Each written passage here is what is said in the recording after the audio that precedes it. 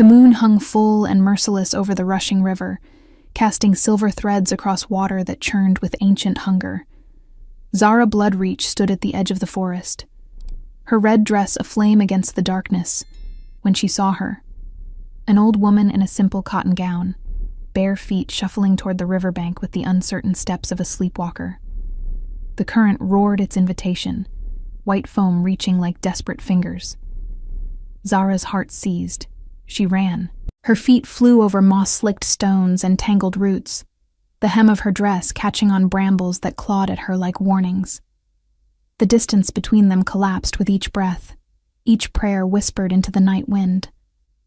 The woman stood at the very edge now, one foot extended over the churning void, her silver hair wild around a face that held nothing but confusion. Zara's hand closed around the woman's wrist just as she leaned forward. The contact jolted them both. The elderly woman turned, her eyes the color of storm clouds, searching Zara's face with the desperate need of someone trying to remember a forgotten dream.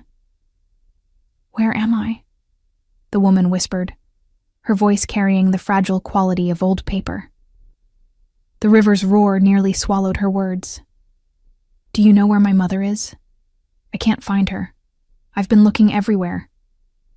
Zara's throat tightened. She guided the woman away from the edge, her grip gentle but firm, leading her back toward solid ground where the moonlight painted everything in shades of silver and shadow. The woman followed docilely, her confusion so complete it transformed her into something heartbreakingly childlike.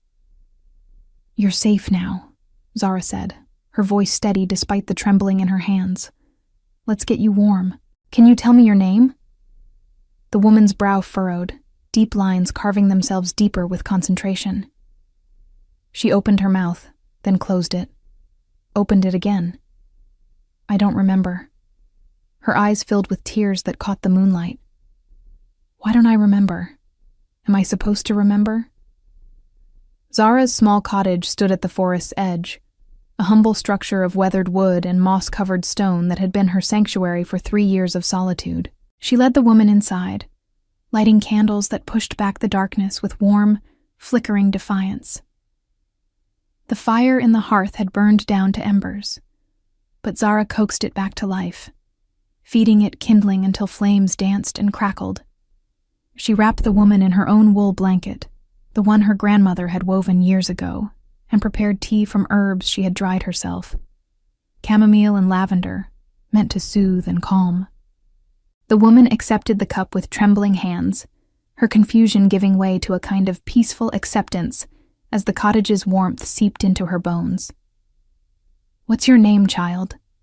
the woman asked, and Zara felt something crack inside her chest at the gentleness in those words. It had been so long since anyone had called her child. "I'm Zara. I live here alone." "Alone." The woman repeated the word as if tasting something bitter. "That's no good. No one should be alone." They sat by the fire as the night deepened, the woman drifting in and out of awareness, sometimes convinced she was 6 years old waiting for her mother to come home from the market, other times asking about people whose names meant nothing to Zara. When exhaustion finally claimed her, Zara made a bed on the floor beside the hearth, giving the woman her own mattress stuffed with straw and dried lavender. Before we continue with the story, tell us where you're watching from and how old you are. I hope you enjoy the story. In the morning light that filtered through threadbare curtains, the woman looked even more fragile, her skin translucent as moth wings, blue veins visible beneath the surface like rivers on an ancient map.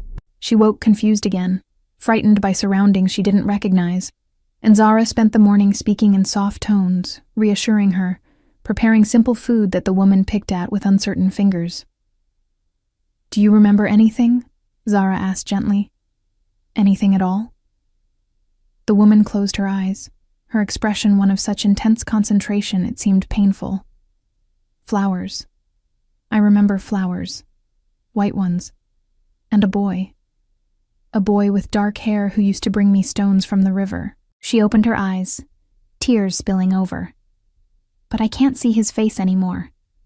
The first day passed in a rhythm of confusion and care.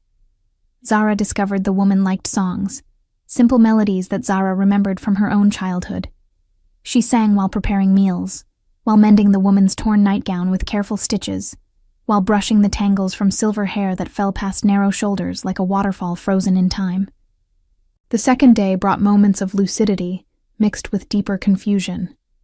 The woman thought Zara was her daughter for an hour in the afternoon, calling her by a name that wasn't hers, speaking of memories that belonged to someone else's life.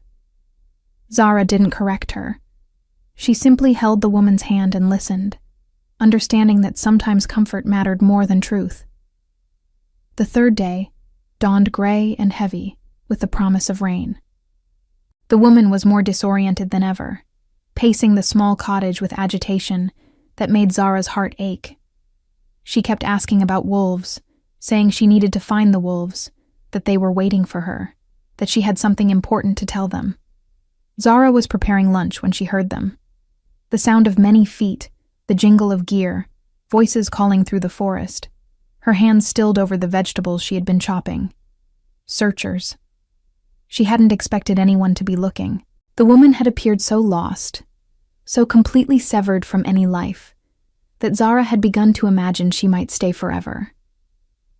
She stepped outside, and her breath caught. They were not ordinary searchers. These were warriors, massive men who moved with predatory grace, their eyes glowing with an inner light that marked them as something other. Werewolves, the pack. And at their head walked a man who made the others look diminished by comparison. Pavel Sunward stood well over 6 feet, his body a sculpture of muscle and controlled power.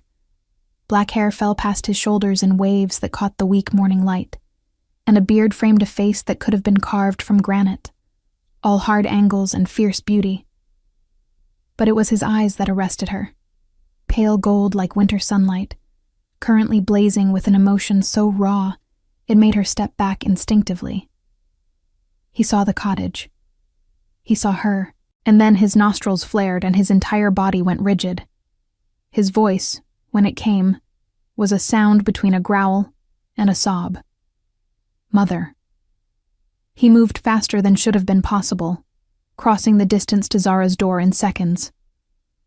She barely had time to step aside before he was inside, falling to his knees beside the woman who looked up at him with no recognition whatsoever. The other warriors remained outside, their expressions carefully neutral, but Zara caught glimpses of relief so profound it bordered on pain. Mother, Pavel said again, his voice breaking on the word.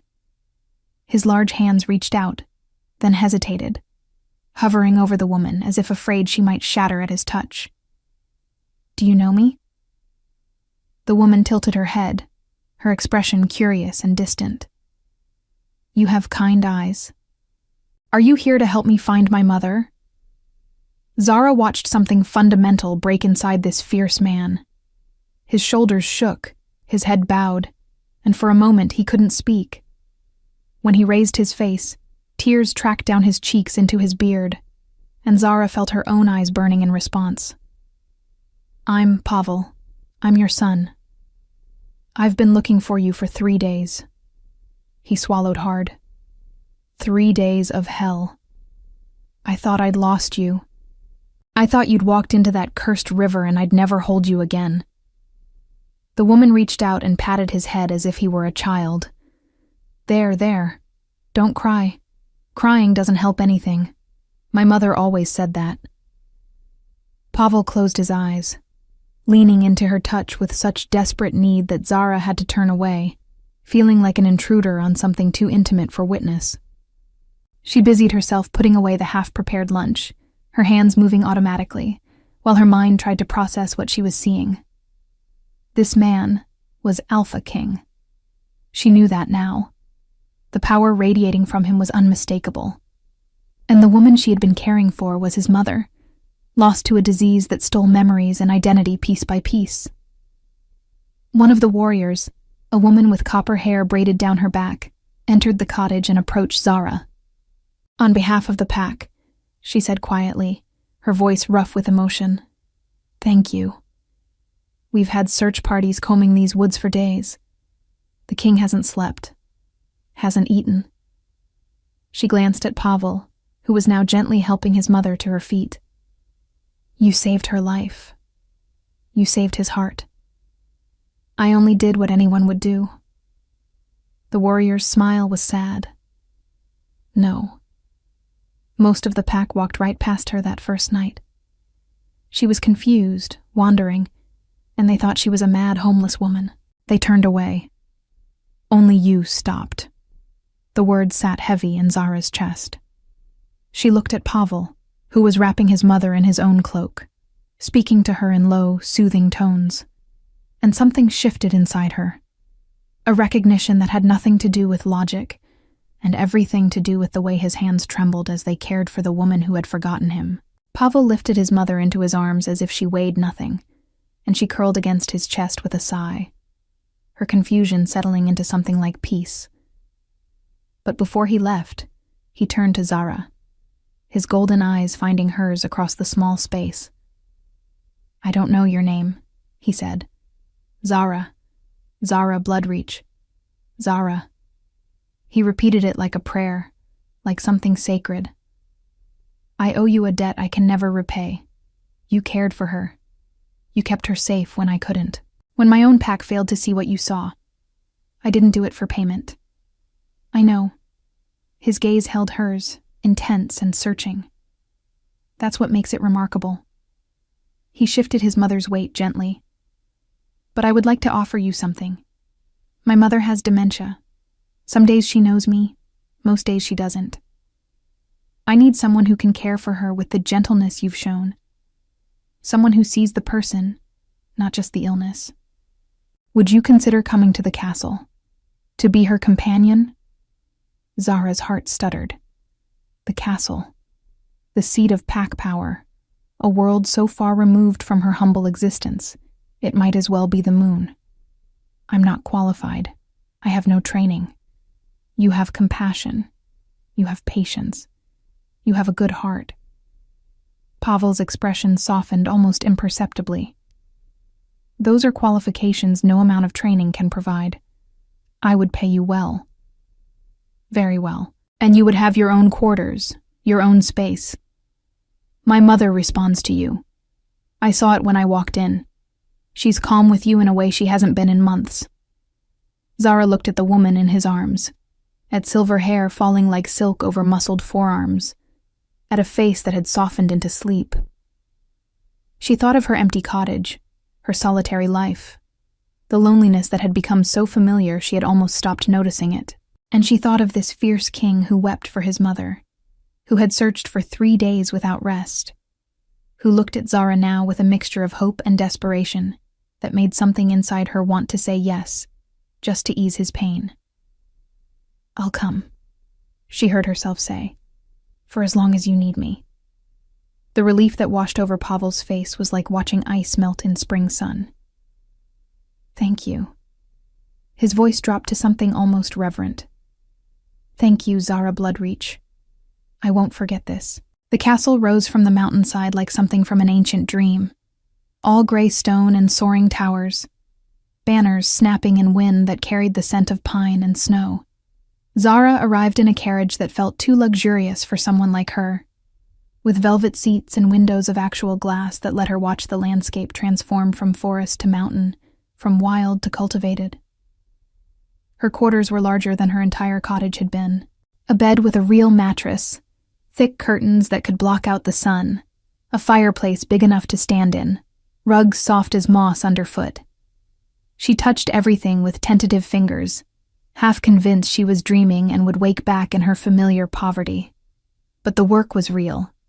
Nerissa, she had learned the woman's name was Nerissa, required constant care and attention. Some mornings she woke knowing Pavel, calling him her little wolf, stroking his hair while he knelt beside her bed like a supplicant before a queen. Other mornings she was 6 years old again, asking for her mother, crying because she couldn't find her toys. On the worst days, she didn't know herself at all, staring at her reflection in horror, asking who the old woman in the mirror was. Zara learned the rhythms of it. She learned that Nerissa liked to walk in the garden at dawn when the roses still held dew like tears. She learned that music helped, especially old lullabies that seemed to reach places memory couldn't touch. She learned that some confusions were best redirected rather than corrected, that living in Nerissa's reality was kinder than forcing her back into one that made no sense to her anymore. Pavel was there through it all. Despite being Alpha King, despite having an entire pack to lead and territories to manage, he carved out hours each day to sit with his mother. Zara would find them in the garden, Pavel reading aloud from books Nerissa didn't understand, but whose rhythm seemed to soothe her. Or in the library, where Pavel would show her objects from her past, hoping to spark recognition that came less and less often. It was in these moments that Zara began to see beyond the fierce king to the man beneath. Pavel, who had earned his position through strength and ruthlessness, who made hardened warriors tremble with a single look, who ruled with an iron fist that had brought peace to territories that had known nothing but war. This same Pavel was infinitely gentle with his mother, patient beyond measure, willing to spend an entire afternoon helping her remember how to hold a spoon or explaining for the 100th time who he was. The duality fascinated Zara. She watched him in council meetings, his voice cold as winter stone, as he delivered judgments that made grown men pale.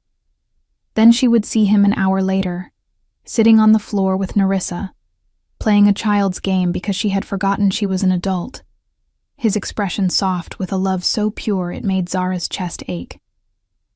3 weeks into her service, Nerissa had one of her clear days. She woke knowing exactly who and where she was, and her first request was to have breakfast with both Pavel and Zara. They sat in the sunroom, light streaming through tall windows to paint everything gold, and Nerissa looked at them with eyes that were sharp and present. "Pavel," she said, her voice stronger than Zara had ever heard it. "This girl you've brought to care for me. Tell me about her." Pavel glanced at Zara, and something passed between them, a current of awareness that made Zara's skin warm. "She's a good woman, Mother. Humble. Kind. She saved your life." Nerissa waved this away impatiently. "I know what she did. I'm asking what you see when you look at her." The question hung in the air, heavy with implications. Pavel's gaze didn't leave Zara's face. "I see someone who stopped when others walked past. Someone who gave her own bed to a stranger. Someone who treats you with dignity even when you don't remember your own name." "That's not what I asked." Nerissa's smile was knowing, touched with something sly. "I asked what you see when you look at her, Pavel. Not what she's done, but who she is to you." Pavel's jaw tightened. The golden eyes that could freeze a man's blood went soft, vulnerable in a way Zara had never seen. "I see someone I don't deserve," he said quietly. "Someone good in a way I haven't been for a very long time." Nerissa reached across the table and took both their hands, joining them together. Her grip was surprisingly strong. "Then perhaps," she said, "you should learn to deserve her. Life is too short for hesitation, my son. Especially mine." The moment broke when Nerissa's clarity faded mid-sentence, her expression shifting from sharp to confused, her words trailing off into questions about where her mother was. But the feeling remained, Zara's hand warm in Pavel's much larger one, neither of them pulling away even as they helped Nerissa back to her room. The weeks that followed were a study in growing closeness. Pavel found reasons to be where Zara was. If she was reading to Nerissa in the garden, he would appear with reports to review, sitting close enough that their shoulders nearly touched. If she was preparing Nerissa's specialty in the kitchen, he would materialize offering to help, his presence filling the space with an electricity that made Zara's hands shake slightly as she measured herbs. They began to talk, real conversations that stretched late into the night after Nerissa slept, sitting in the room adjoining hers so they could hear if she needed them. Pavel told Zara about his childhood, about a father who had been cruel and demanding, about earning his position through combat that had nearly killed him, about the loneliness of leadership, the weight of decisions that meant life or death for his people. Zara told him about her own solitude, about choosing isolation over the pain of connection, about the grandmother who had raised her, and whose death had left her anchorless in the world. About the years of existing rather than living, of going through motions that held no joy or purpose. "Your mother gave me purpose," she admitted one night. The castle was quiet around them, wrapped in darkness that made confession easier. Taking care of her, being needed. I didn't realize how empty I felt until I had something to fill it. Pavel was quiet for a long moment. "You gave me something too," he finally said. "Hope." I was watching her slip away piece by piece, and there was nothing I could do. Nothing my power or position or strength could change. His hands clenched into fists. I've never felt so helpless. And then you came into her life, into my life, and suddenly there were moments of peace, of happiness, even in the confusion. You did that. We did it together," Zara said softly. His eyes met hers in the dim light. "Together. Yes. I'd like that to be true for more than just caring for my mother." The words hung between them, weighted with possibility. Zara's heart hammered against her ribs. Pavel Sunward, Alpha King, feared by enemies and revered by his pack, was looking at her with an expression that made her feel like the only person in the world. It should have been impossible. She was nobody, a woman who lived in a cottage and wore the same red dress more days than not. And he was everything, power incarnate, chosen to lead thousands. But none of that seemed to matter in the small hours of the night, with Nerissa sleeping peacefully in the next room, and the distance between them feeling both vast and infinitesimal. "I'm not from your world," Zara whispered. "I don't know how to be what someone like you would need. Someone like me needs exactly what you are." Pavel leaned forward, his intensity focused entirely on her. "I've had courtiers and nobles throwing themselves at me for years.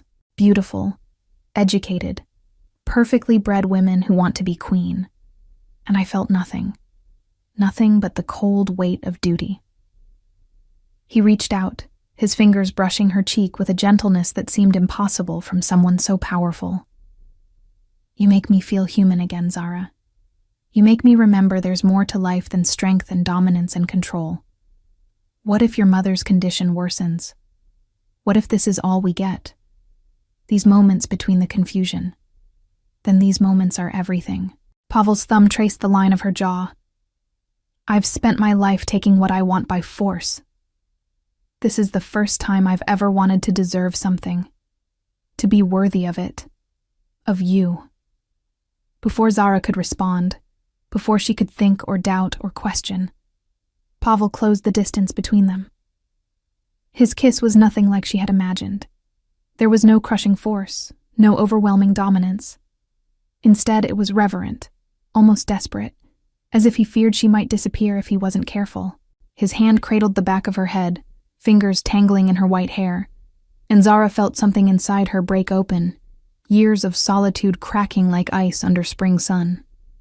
She kissed him back, her hands finding the solid warmth of his chest, feeling his heart thunder beneath her palms. He tasted like pine and winter, like wildness barely contained. And when he pulled her closer, she went willingly, melting into his strength. The kiss deepened, grew more urgent, and Zara understood with sudden clarity that she was falling. Had been falling since that first moment when he'd knelt before his mother with tears on his face, revealing the heart beneath the armor. When they finally broke apart, both breathing hard, Pavel rested his forehead against hers. "Tell me you feel this too," he murmured. "Tell me I'm not alone in this. You're not alone." Zara's voice was steady despite the emotions rioting through her. "You've never been alone, Pavel. You just couldn't see it." A sound from Nerissa's room pulled them apart. Zara went to check on her, finding the older woman awake and disoriented, asking for water and why it was so dark. By the time Zara had settled her again, singing a lullaby that made Nerissa's eyes grow heavy, the moment's intensity had passed, transforming into something deeper and more permanent, a foundation being laid, brick by careful brick. The next weeks were a dance of stolen moments and shared purpose. They fell into a rhythm that felt like it had always existed, the three of them a unit bound by love and necessity. Pavel stopped pretending his visits were solely about his mother. He would appear at Zara's door with books he thought she might enjoy, with flowers from the garden Nerissa had once tended in her youth, with small gifts that showed he paid attention to everything she said. One morning, Zara woke to find a leather-bound journal on her doorstep, pages of cream-colored paper waiting to be filled. When she asked Pavel about it that afternoon, he shrugged with feigned casualness that didn't match the intensity in his eyes. "You told me once you used to write. Poetry, I think you said. Before life got hard and the words dried up." His fingers brushed hers as he handed her an ink pen, silver and delicate. "Maybe they'll come back now." She started writing that night. Small observations at first. The way morning light turned Nerissa's hair into spun silver. How Pavel's hands, so capable of violence, trembled when he buttoned his mother's cardigan. The scent of roses through open windows, carrying memories of better days. The words did come back, trickling at first, then flowing, and she realized he was right. Something in her had unlocked, creativity returning as loneliness receded. Pavel asked to read her words one evening, and she hesitated, feeling exposed in a way she hadn't anticipated. But there was such genuine curiosity in his expression, such careful respect, that she couldn't refuse. She watched him read, tracking emotions across his face like weather patterns. When he finished, he looked at her with something close to wonder. "You see beauty in everything," he said quietly. "Even in pain, even in loss. How do you do that?" "I don't know. Maybe because I've known so much ugliness that beauty became precious. Worth noticing. Worth remembering." He kept her journal after that, reading each new entry she'd allow him to share. And sometimes she'd find notes in the margins written in his bold, angular hand. Observations of his own. Confessions he couldn't speak aloud but could write. She learned more about him from those marginal notes than from any conversation. The weight of early battles that still haunted his dreams. The father whose approval he'd never earned and no longer wanted. The fear that he'd become like that father, cold and cruel and unreachable, before Zara had shown him another way. In council, he remained the Alpha King, fierce and unyielding. But the pack began to notice differences. He was still decisive, still commanding, but there was less harshness in his judgments, more willingness to hear multiple perspectives. When a young wolf appeared before him accused of stealing to feed his siblings, Pavel didn't immediately invoke the harsh punishment tradition demanded. Instead, he investigated, discovered the young wolf's parents had died in a border skirmish, and created a position for him in the castle kitchens, turning theft into honest work. "That's Zara's influence," his beta told him later. "The entire pack sees it. You're still strong, still alpha, but you lead with more heart now." "Is that a criticism?" His beta smiled. "It's an observation, and from what I see it's making you a better king. Fear gets obedience, respect gets loyalty, but a balance of both, tempered with compassion, that gets devotion." With Zara and Nerissa, he was simply Pavel, a son who loved his mother desperately, and a man learning to open his heart again. The pack noticed, of course. It was impossible to hide the way Pavel looked at Zara, the way he unconsciously moved closer to her in any room, the way his entire demeanor softened in her presence. Zahra became a fixture in the castle, no longer just the hired companion, but something more.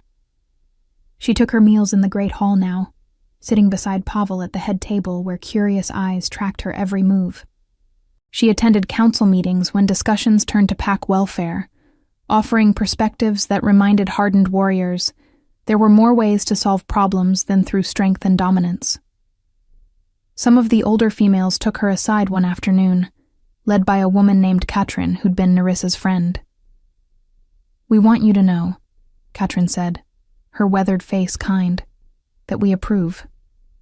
Nerissa would have chosen you herself if she'd been able. She always said Pavel needed someone who wouldn't fear him, who would see the boy he'd been before the world made him hard.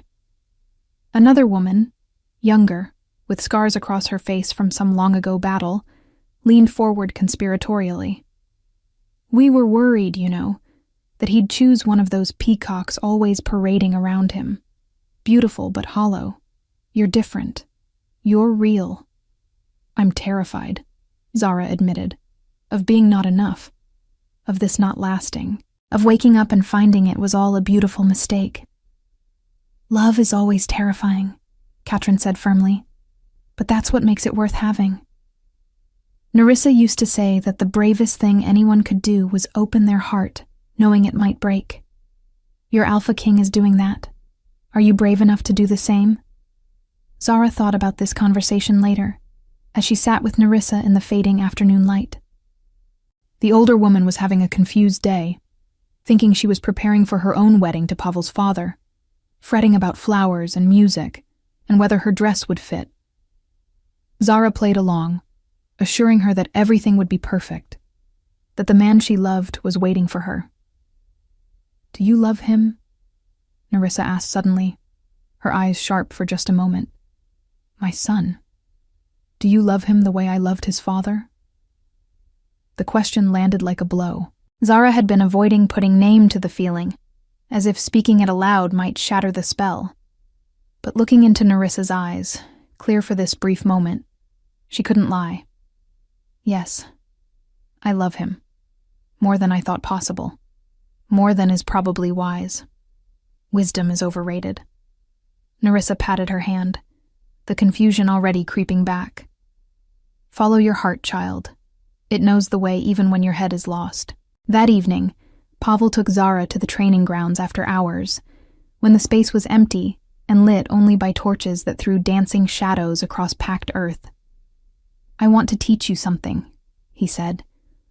Not to make you a warrior, but to give you confidence, to help you feel less afraid. He taught her basic self-defense, showing her how to break holds, where to strike to disable an attacker, how to use her smaller size as advantage rather than weakness. But it was more than just physical instruction. His touch was careful, reverent even, adjusting her stance with gentle pressure, praising each successful move with genuine pride. They ended up wrestling in the dust, laughing as they grappled, and somehow the lesson transformed into something else. Zara pinned beneath him, both breathing hard, the moment charging with electricity that made the air feel thick. Pavel's eyes were molten gold in the torchlight, his body a warm weight above hers, and she saw the exact moment he decided to kiss her again. This kiss was different from their first. No hesitation, no careful tenderness. This was claiming and surrender simultaneously, his mouth demanding response she gave eagerly. Her hands found his hair, pulling him closer, and his growl of approval vibrated through her entire body. They broke apart, gasping, and Pavel rested his forehead against hers, fighting for control. We should stop, he said, his voice rough. You deserve better than being taken in the dirt like some conquest. Zara's laugh was breathless. I don't feel conquered. I feel claiming you right back. His eyes flared. Careful, Zara. I'm trying to be honorable here. Maybe I don't want you honorable right now. She pulled him back down, kissing him with deliberate intent, and felt his restraint snap like a breaking chain.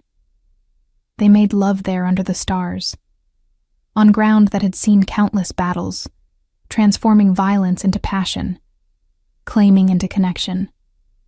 And when they finally lay tangled and spent, staring up at the infinite sky, Pavel whispered promises against her skin that sounded like vows. The pack definitely knows now, he said with dark humor. My scent is all over you. There's no hiding this. Good. Zara turned to face him, unafraid. I don't want to hide. Do you? Never. His kiss was soft this time. Sweet. You're mine, Zara Bloodreach, and I'm completely, irrevocably yours. There were whispers. Zara heard them in the halls, saw the speculative glances from other pack members. Some were kind, pleased to see their alpha happy. Others were less generous, questioning why he would choose someone so common, so powerless, so utterly unsuitable for a king. Zara tried not to let it bother her, but late at night, the doubts crept in, whispering that she was foolish to think this could last, that she was a temporary comfort and nothing more.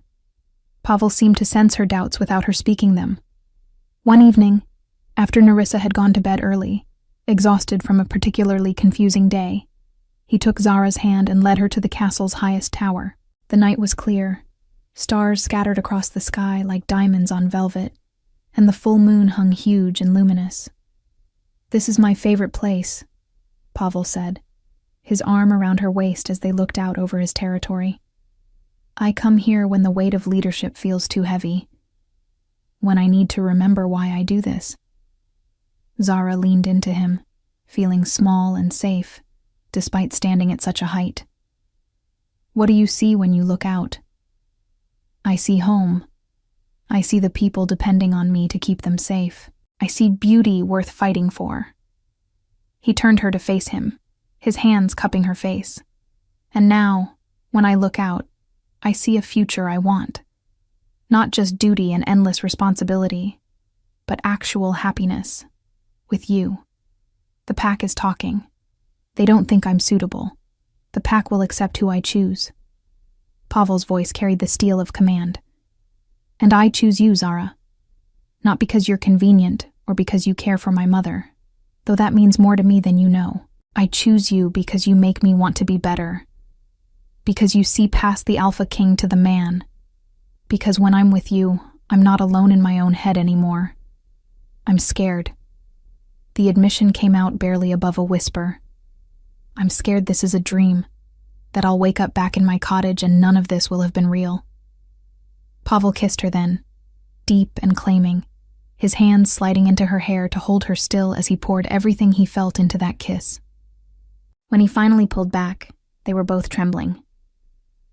"If it's a dream," he said roughly, "then we're both trapped in it, and I never want to wake up." They made love for the first time that night in Pavel's chambers, with moonlight streaming through tall windows and the sound of the pack's night songs drifting up from below. He was gentle despite his strength, worshipful despite his usual dominance, taking his time to learn her body as if it were a text he needed to memorize. Zara had never felt so treasured, so completely claimed and cherished simultaneously. Afterward, lying tangled together in sheets that smelled of him, Pavel traced patterns on her skin with gentle fingers. "I never believed in fate," he murmured into her hair. "I thought everything came down to strength and will, and taking what you wanted. But then you appeared. You weren't supposed to be there that night. That path by the river isn't on the way to anywhere. What were you even doing there?" "I don't know."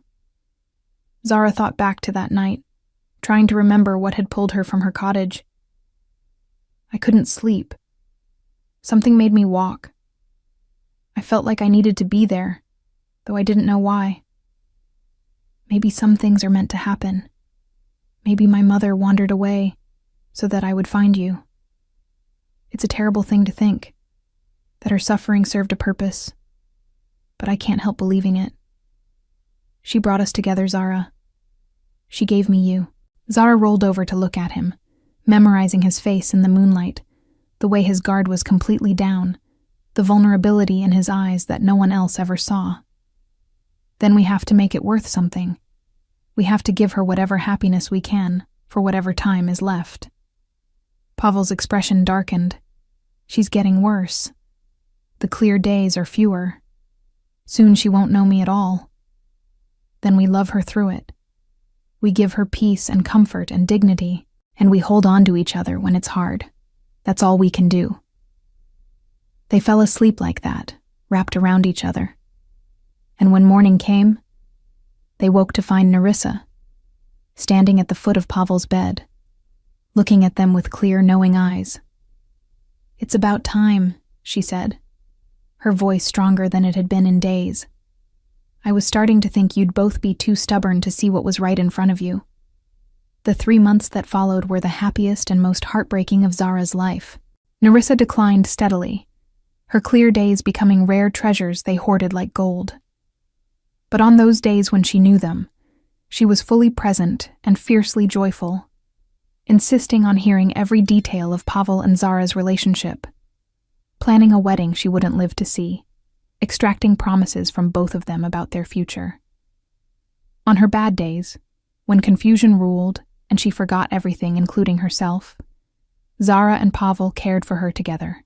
They learned to work in perfect synchronization, one anticipating the other's needs, creating a space of calm and love around Nerissa even when she had no idea who they were. Pavel was different with Zara now, more open, less guarded. In public, he maintained the fierce exterior required of an alpha king, but in private, he was hers completely. He brought her into his world gradually, teaching her about pack politics, introducing her to his inner circle, making it clear through every word and action that she was his chosen mate, his equal, his heart. The pack's acceptance came slowly, but it came. They saw how their king had softened without weakening, how he smiled more, how the darkness that had haunted him for years had lifted. They saw Zara's genuine care for Nerissa, her lack of pretension, her refusal to use her position for personal gain. And gradually, they began to love her, not because she was their king's choice, but because she was simply and genuinely herself. But acceptance didn't come without challenges. There were wolves, particularly among the old guard, who saw Zara's influence as weakness creeping into their king's spine. They muttered about tradition, about bloodlines, about the need for an alpha queen who could fight alongside her king rather than one who tended gardens and spoke in soft voices. The confrontation came during a pack gathering when a warrior named Darius, scarred and bitter from decades of battle, spoke loud enough for everyone to hear. Our king has forgotten what made us strong. He coddles criminals. He listens to a powerless human girl who knows nothing of our ways. This is how packs fall. The hall went silent. Every eye turned to Pavel, who sat with Zara at his side, his expression unreadable. Zara felt him tense, felt the predator in him rising to the surface, and she put a gentle hand on his arm, a reminder that he didn't have to respond with violence. But Pavel stood, and the temperature in the room seemed to drop. He moved with fluid grace down the steps from the high table, walking directly to Darius, who to his credit didn't back down even as sweat beaded on his forehead. "You think I've gone soft," Pavel said, his voice carrying to every corner of the hall.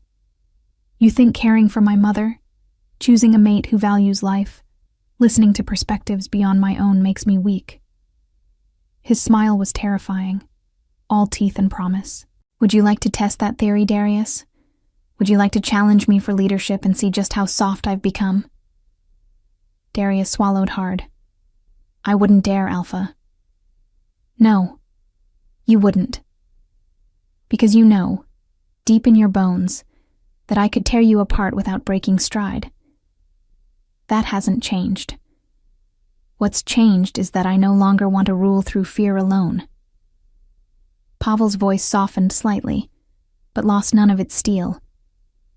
"I learned something from the woman you disparage. I learned that true strength isn't about how much damage you can inflict.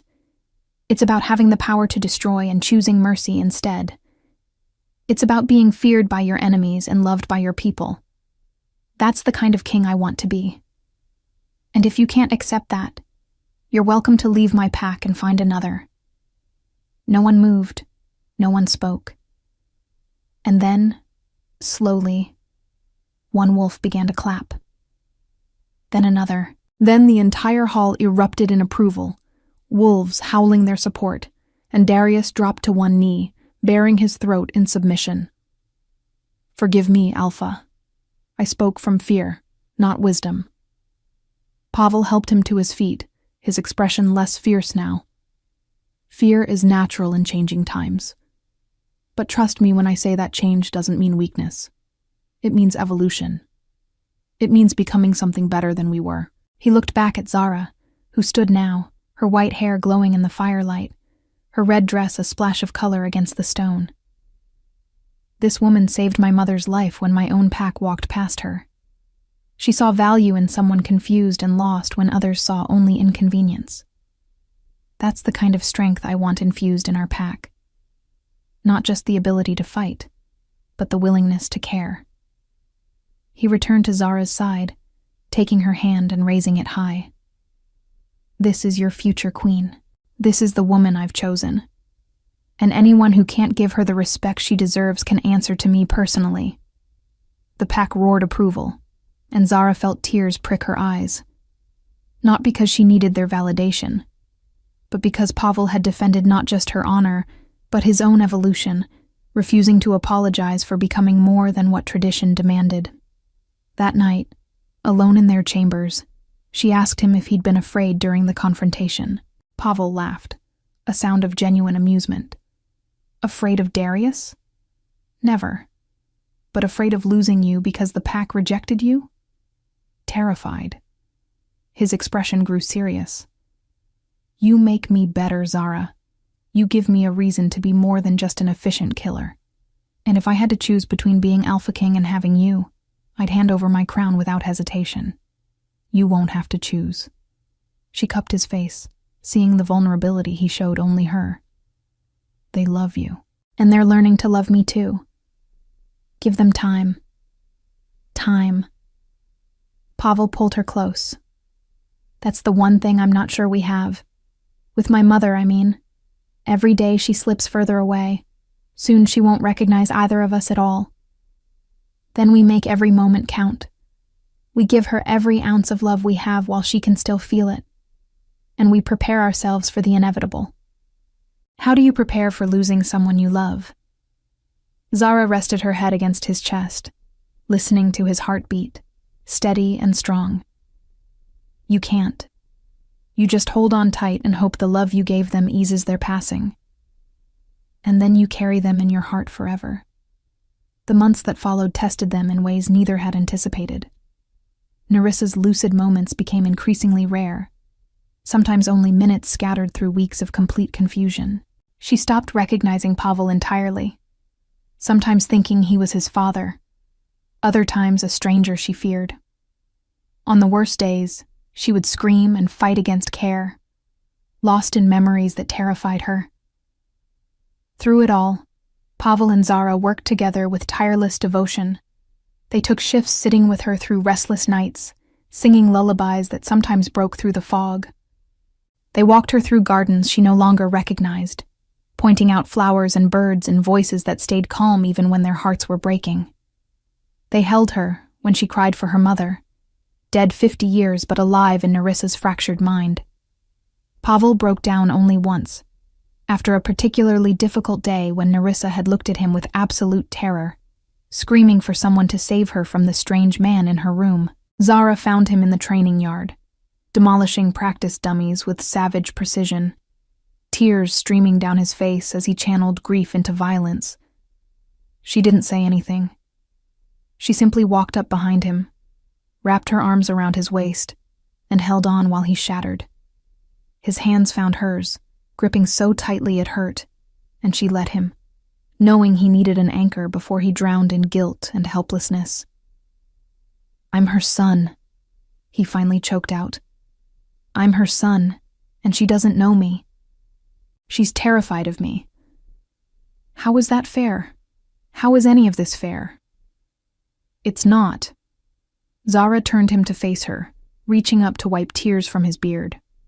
Life isn't fair. Love isn't fair. But that doesn't make it less worth having. Your mother loved you fiercely for 50 years. The disease stealing her memory doesn't erase that. It can't touch what you meant to her, what she still means to you. I don't know how much more I can take.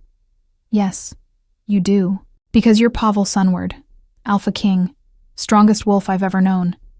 And because she needs you to be strong enough to let her go with grace when the time comes. She rested her forehead against his. And because I'm here. You're not alone in this, remember? We carry it together. He kissed her then, desperate and claiming, and she kissed him back with equal intensity. both of them seeking comfort in connection, affirmation in touch. They made love against the training yard wall, urgent and fierce, a reminder that they were still alive, still capable of feeling pleasure alongside pain.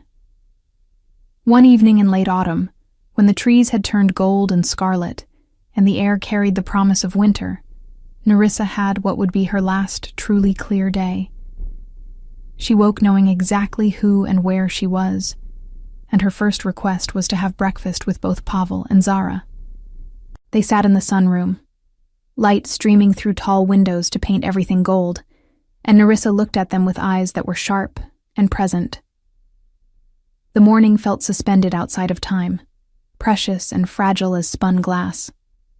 They ate slowly, savoring not the food, but the miracle of Nerissa's clarity. She asked about their lives, really listening to the answers, commenting with the sharp wit she'd been known for before the illness. She teased Pavel about his beard growing too wild, told Zara stories about his childhood that made him blush and protest, reminded them both that life was meant to be lived with joy, not just endured. After breakfast, Nerissa asked for her old photo albums, leather-bound books she hadn't looked at in years. The three of them sat together, Nerissa between Pavel and Zara on the library sofa, turning pages yellow with age. She narrated each picture with perfect recall, bringing the past to vivid life. Here, this is the day Pavel took his first steps. He ran straight toward a rose bush and fell face first into the thorns. Cried for an hour, but the next day he was running again, fearless as ever. Her finger traced Pavel's tiny face, captured in time. Even then, you were unstoppable. Pavel's voice was thick. I remember you singing to me, something about wolves and moonlight, the lullaby of the silver moon. Nerissa smiled, then began to sing, her voice wavering but clear. The melody was haunting, ancient, and Zara felt tears slip down her cheeks as she watched Pavel's face transform, decades falling away until she could see the boy he'd been. When the song ended, Nerissa turned to a picture of herself much younger, standing beside a man who could only be Pavel's father. Your father wasn't perfect, she said quietly. He was hard on you, too hard. But he loved you in his way. And I think, had he lived to see the man you've become, he would have been proud. Would he have approved of Zara? Nerissa laughed, the sound bright and genuine. Absolutely not. He would have expected you to marry some power-hungry noble's daughter who could bear strong pups and stay silent at councils. She took Zara's hand, squeezing gently. Which is exactly why I'm so pleased you chose differently. Your father made me a good queen, but not always a happy woman. I want you to have both, and from what I see, you do. They moved through more albums, through decades captured in sepia and black and white. Nerissa pointed out friends long dead, celebrations long past, moments that had shaped her into the woman she'd been. As afternoon stretched toward evening, her clarity began to waver slightly at the edges, confusion creeping back like shadows lengthening. Pavel, she said, her voice suddenly urgent, catching his hand. This girl you've brought to care for me. Tell me about her. The question hit Pavel visibly. His mother had been clear all day. To have her slipping now, forgetting what they'd spent hours discussing, was like watching her die in slow motion. But he answered anyway, his voice steady despite the pain in his eyes. She's a good woman, Mother. Humble, kind. She saved your life. Nerissa waved this away impatiently, though her movements were slower now, less certain. I know what she did. I'm asking what you see when you look at her. The question hung in the air, heavy with implications. Pavel's gaze didn't leave Zara's face. I see someone who stopped when others walked past. Someone who gave her own bed to a stranger. Someone who treats you with dignity even when you don't remember your own name. His voice dropped lower. I see the other half of my soul. The piece I didn't know was missing until she filled the empty space. That's better. Nerissa's smile was knowing, touched with something sly despite her increasing confusion. That's what I needed to hear. Life is too short for pretty words that mean nothing. She looked at Zara, her expression softening. Do you love my son, child? With everything I am, Zara said without hesitation. With everything I'll ever be. Good. That's good. Nerissa leaned back between them, her clarity flickering like a candle in wind. Then I can rest easy, knowing he'll be loved the way he deserves, the way I loved his father. She closed her eyes, peaceful. Promise me something. Both of you.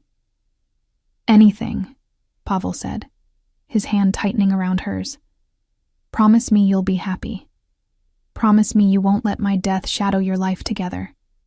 Promise me you'll dance at your wedding and laugh at your children and grow old together without guilt. Promise me you'll live. We promise, Zara whispered, her vision blurred with tears. We promise, Nerissa. The older woman's breathing evened out, and they thought she'd drifted into sleep. But then she spoke one more time, her voice barely audible. Thank you for being kind when the world was confusing. Thank you for making my last days bearable. Thank you for loving each other so I can leave, knowing he won't be alone. Those were the last fully coherent words Nerissa would ever speak. When she woke hours later, the clarity was gone, buried beneath fog that would never lift again. The final weeks were the hardest. Nerissa existed more than lived, caught in a perpetual state of fear and confusion that no amount of care could fully ease. She no longer spoke in complete sentences, just fragments that made sense only to her. She couldn't feed herself, couldn't remember how to walk, couldn't control basic functions that had once been automatic. Pavel and Zara took care of everything with patient devotion. They bathed her gently, dressed her in soft clothes, spoon-fed her meals she barely tasted. They read to her even knowing she didn't understand, sang to her even when she showed no response, held her hands and told her they loved her even when she couldn't love them back. The end, when it came, was almost a mercy. Nerissa simply grew weaker, eating less, sleeping more, her body slowly surrendering what her mind had already released. The castle healer examined her and told Pavel gently that it was only a matter of days now. Her body was shutting down. There was nothing more to be done except keep her comfortable and wait. On what would be Nerissa's last evening, the autumn sky was painted in shades of fire and gold, the sun setting with unusual brilliance. Pavel and Zara knew without speaking that this was the day. They carried Nerissa to the garden together, wrapped in blankets against the cooling air, and settled her on her favorite bench beneath the rose arbor. The flowers were past their prime, petals falling like snow, but the garden still held beauty in its decline, life celebrating itself even in ending. They sat on either side of her, creating a shelter of warmth and love. And for a moment, everything was still. The world seemed to pause, holding its breath, giving them this final gift of time together. Birds sang their evening songs, the wind carried the scent of roses and earth, and Nerissa, who hadn't seemed aware of anything for days, suddenly opened her eyes. The clarity was back, sharp and complete, as if her mind had gathered itself one final time to say goodbye. She looked at Pavel, really looked at him, and her smile was radiant despite her frailty. My beautiful boy, she whispered, lifting a trembling hand to touch his face. My fierce king with the gentle heart. I'm so proud of you. So proud of the man you became despite everything trying to make you hard. Her thumb traced his cheekbone, wiping away tears he didn't try to hide. You'll be a good husband, a good father. You'll lead with strength and love both, and your people will thrive because of it. Pavel couldn't speak. He pressed his face into her palm, shoulders shaking, and Nerissa let him, giving him permission to break before her one last time. Then she turned to Zara, her expression filled with affection and gratitude. Sweet girl who stopped by a river. You gave me dignity when I had none left. You saw me when I couldn't see myself." She reached for Zara's hand, joining it with Pavel's. "I approve of this union. I bless it with everything I am. Love him fiercely. Let him love you the same. Build a life that's full of joy and laughter, and all the things I got to have before the fog came." "We will," Zara promised, her voice breaking. "We'll make you proud, Nerissa. We'll be happy like you wanted. Name your first daughter after me." Nerissa's smile turned mischievous, a glimpse of who she'd been before illness. "And teach her to be brave. Teach her that stopping for someone in need is never weakness." She took a shaky breath, her energy visibly waning. "I'm tired now. So very tired. But I'm not afraid. Not with both of you here." "You can rest, Mother," Pavel said, his voice rough with tears. "You've earned it. You fought so hard for so long. You can let go now. Promise me one more thing." Nerissa's eyes were closing, her words slurring slightly. "Promise me you'll keep the garden, that you'll sit here sometimes and remember me among the roses, that you'll tell your children about the grandmother who loved roses almost as much as she loved them." "Always," Zara whispered. "This will be a sacred place. We'll make sure it blooms every year in your honor." "Good. That's good." Nerissa's breathing was shallow now, each breath a visible effort. "I love you both. Thank you for giving me a beautiful ending. Thank you for being here. Thank you for letting me see you happy before I go." They sat like that as the sun completed its descent.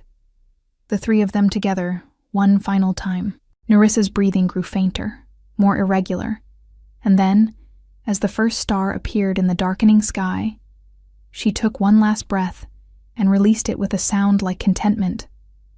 Her face smoothed, all pain and confusion erased, leaving only peace. For a long moment, neither Pavel nor Zara moved.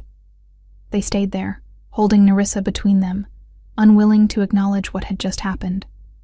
But eventually Pavel pressed a kiss to his mother's forehead, his tears falling into her silver hair.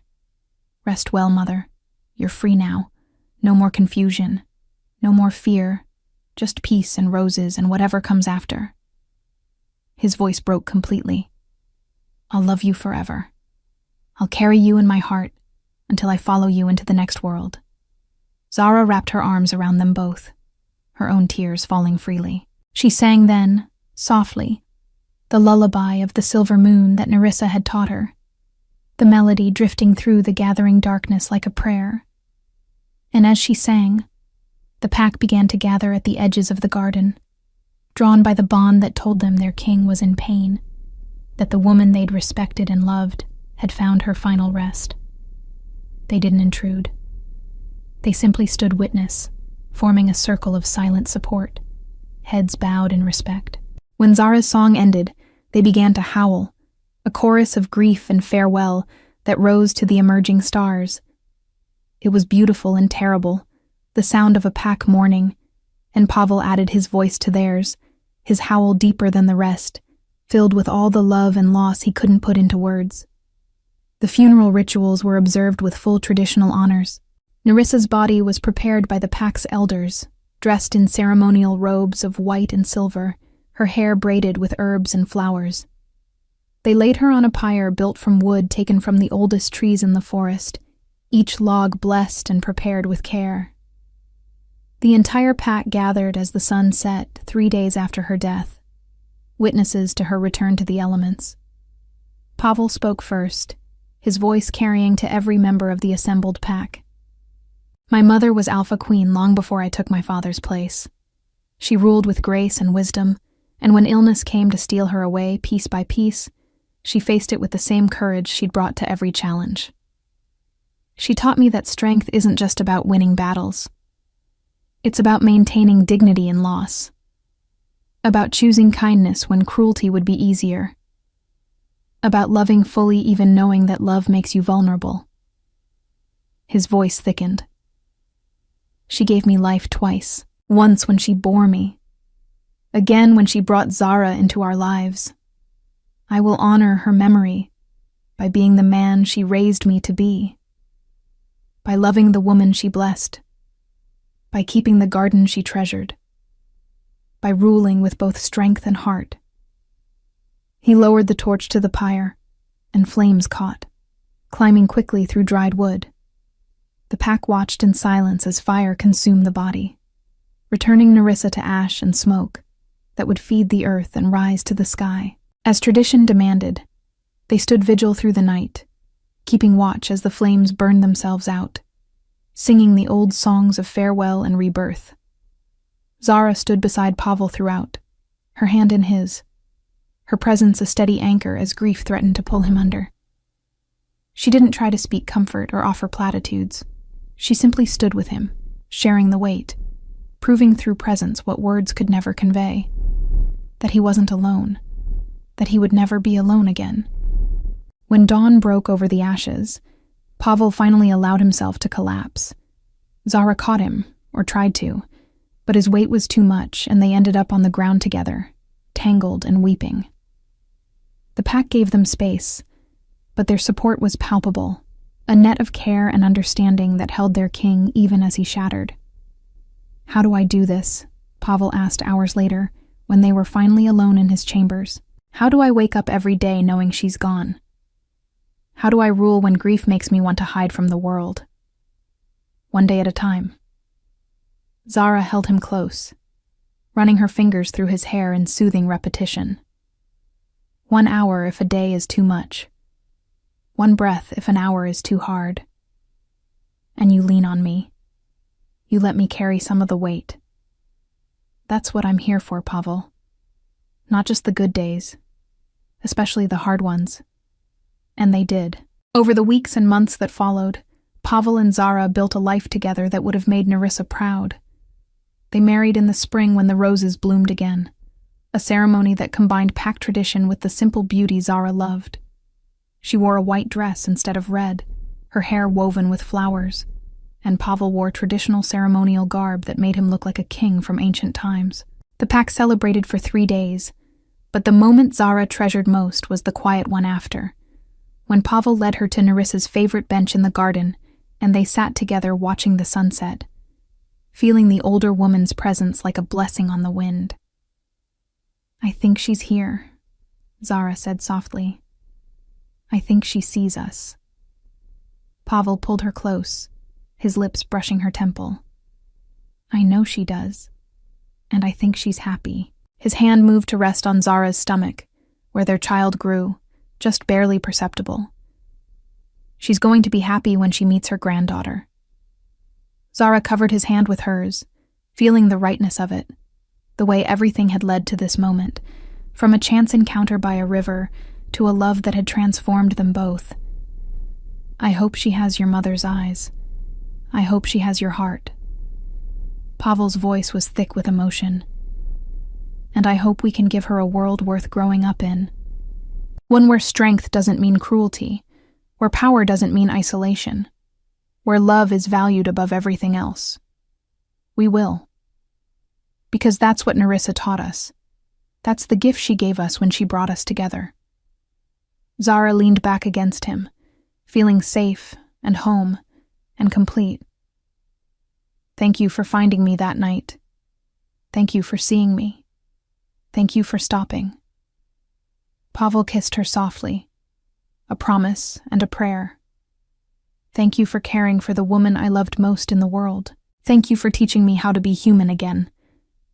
The moon rose, full and silver, painting everything in shades of light and shadow. And in the garden where an old woman had once tended roses with careful hands, where a son had read to his mother even when she didn't understand, where 2 people had found each other against all odds, the air itself seemed to shimmer with approval.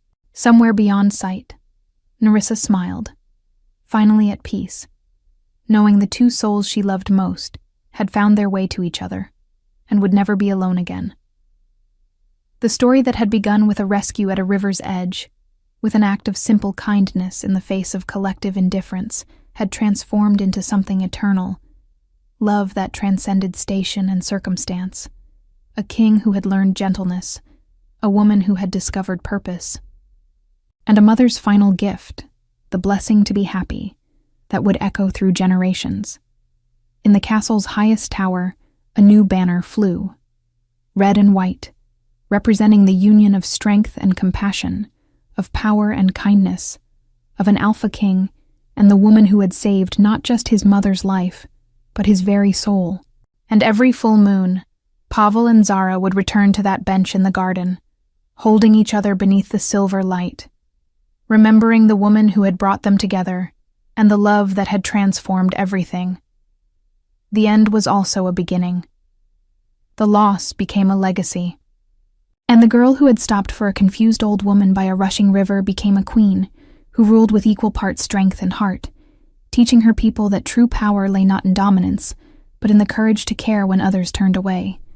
We'd love to hear your thoughts on this beautiful love story. Let us know what you thought of this tale full of emotions and surprises.